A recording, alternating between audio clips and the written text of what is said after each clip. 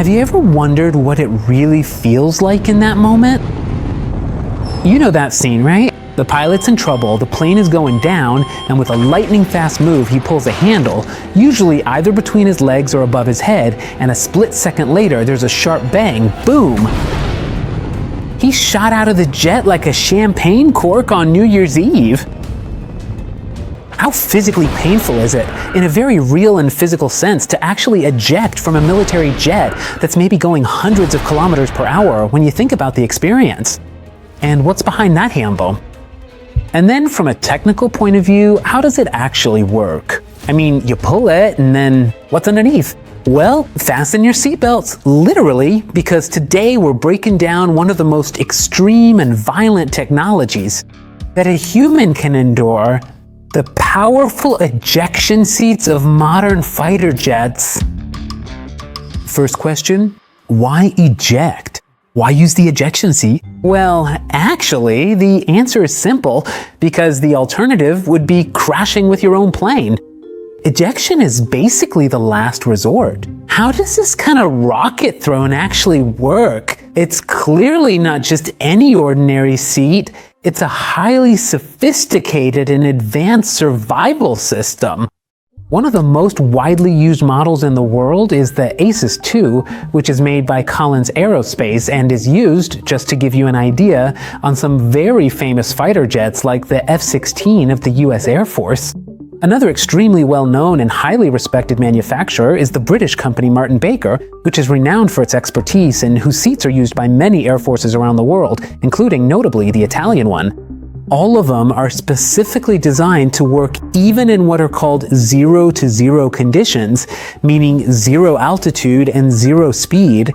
In other words, a pilot could eject from a plane even if it is completely stationary on the runway. Now, let's see how it works. Let's actually look at the sequence, which is a masterpiece of pyrotechnic engineering. Phase 1, the decision. The pilot grabs the handle and by pulling it, triggers a chain reaction that can't be stopped. There's an automatic system, imagine this, that tightens the pilot's harness, pulling their shoulders against the seat back and securing their legs. And do you know why?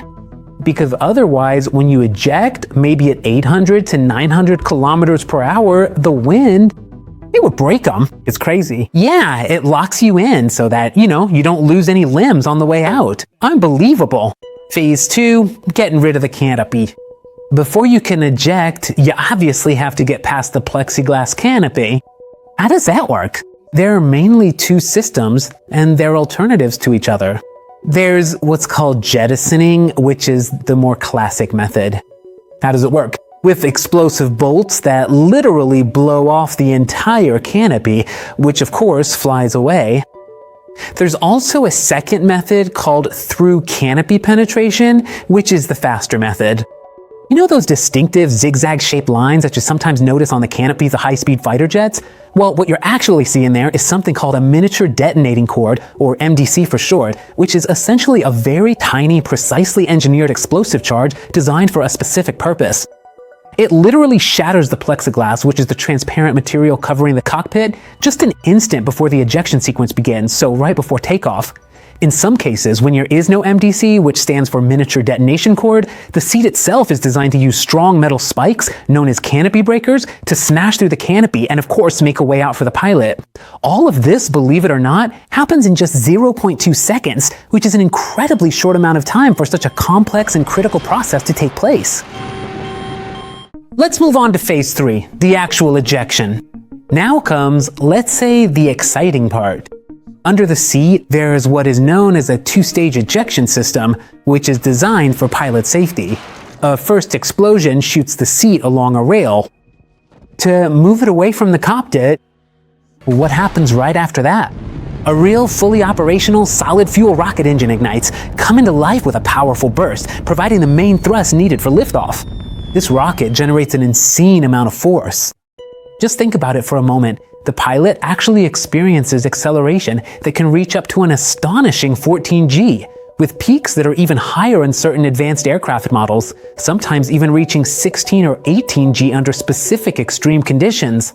What does experiencing 14 to 16 G really mean? To put it in perspective, it's as if for a split second, your body weighed almost 1.5 tons. For example, I weigh 80 kilograms, so if I were to experience 10 G, that would mean my weight would suddenly become 800 kilograms. So 14 grams would be more than a ton. At that very moment, the blood in your body is violently and forcefully pushed down towards your feet. Obviously, this sudden shift in blood flow risks causing a total blackout, and the spine gets compressed with such tremendous force that vertebral fractures are among the most common injuries experienced. It's a truly nasty thing, and it really, really hurts. Let's move on to phase 4, the so-called air wall and stabilization.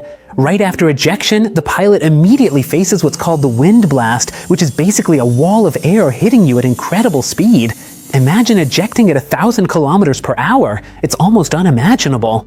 Well, at 1,000 kilometers per hour, air isn't a soft gas. It's not like sticking your hand out the window and playing with the wind. No. Air is basically a dense and violent fluid, if like concrete. It's a real hit, you know? The dynamic pressure experienced during this process is absolutely enormous, and it can cause extremely serious, potentially life-threatening injuries if the body isn't perfectly aligned with the airflow. To prevent the seat from starting to spin uncontrollably, a small braking and stabilizing parachute, which is known as a drogue chute, is deployed almost immediately after ejection.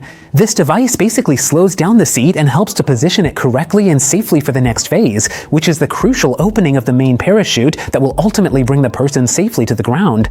At this point, a very advanced automated system comes into play. An onboard computer detects the altitude and the speed. If the ejection happens at a very high altitude, the system will automatically delay the opening of the main parachute so that the descent is much faster to an area with more oxygen and significantly warmer temperatures.